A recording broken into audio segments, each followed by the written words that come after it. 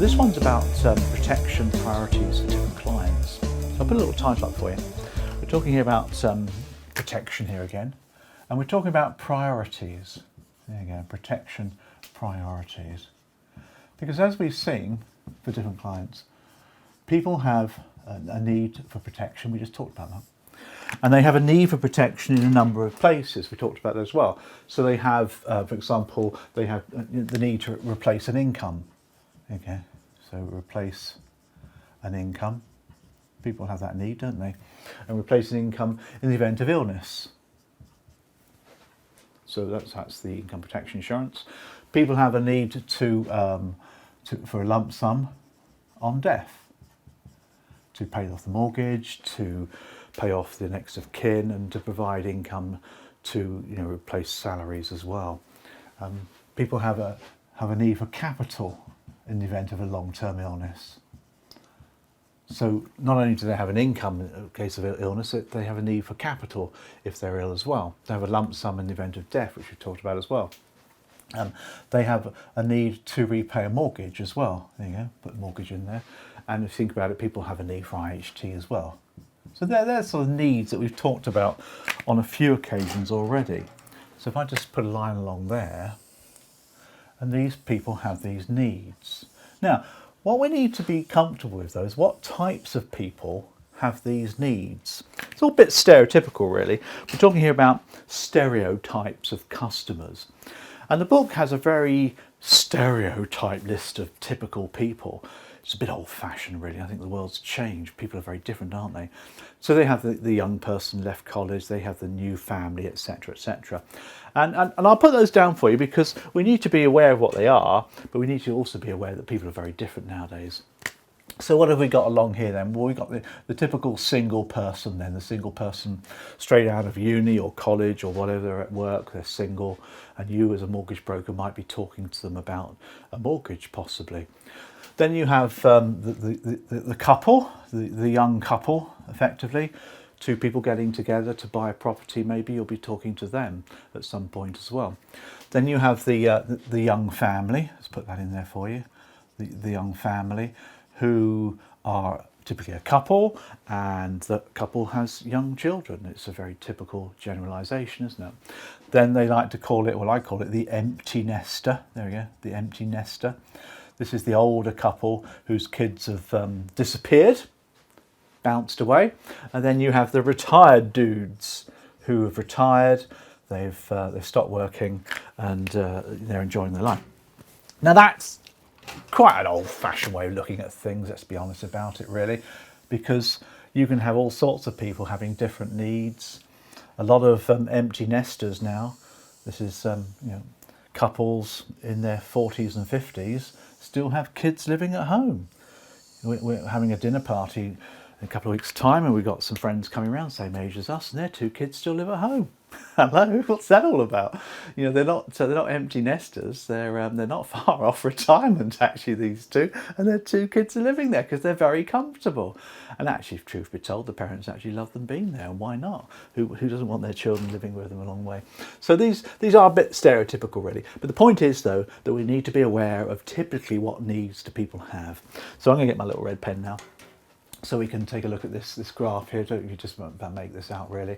You've got different needs for different people, haven't you? So if somebody's single and they're coming to talk to you, they have a need to replace their income in the event of illness. They do, don't they?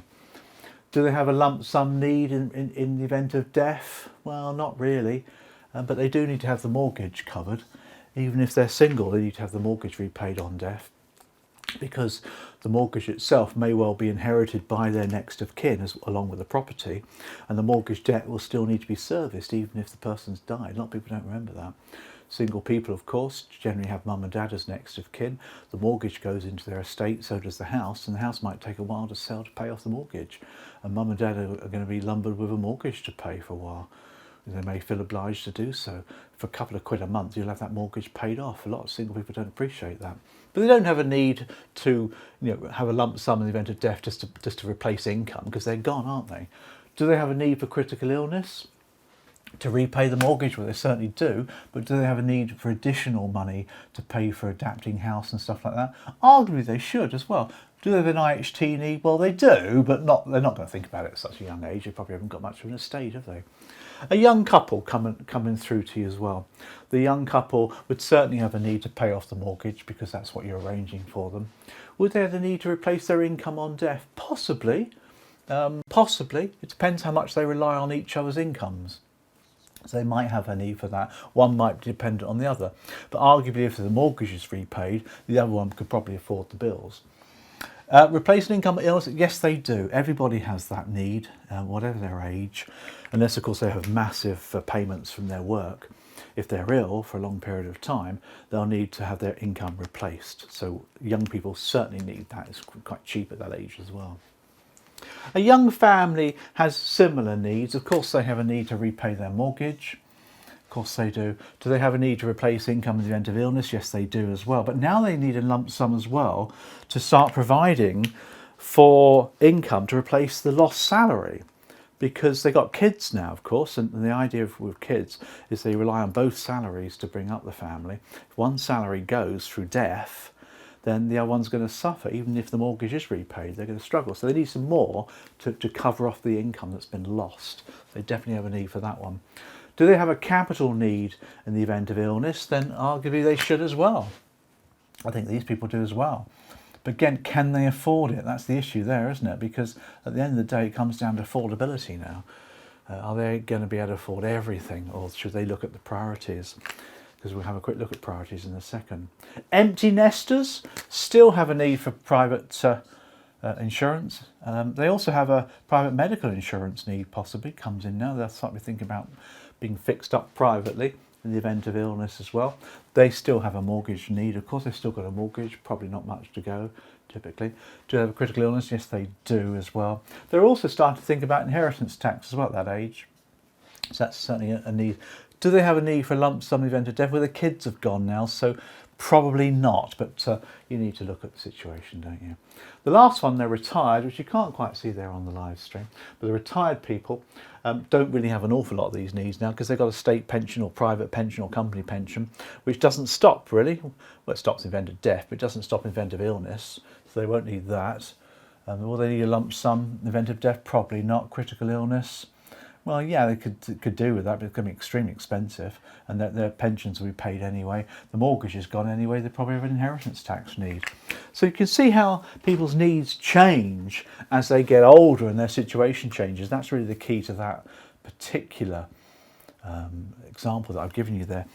But something to be aware of as well, and I'll squeeze this one over here, is Pepsi. I've talked about Pepsi before. This is the priorities that people have when it comes to financial guidance. We've talked about this many times before. And the priorities are protection in the event of death comes first. So death to repay a mortgage, death to replace an income comes first. Then it's earnings protection in the event of illness. So that comes second, and critical illness arguably comes in there as well. Then it's pension provision. Then it's building up your savings. And then it's investment advice, getting a better return on your investment. That's the priority that we often use for people. So that's just stereotypical people's lives, really. Hope that's cleared up a few issues with you. Hope that's been useful.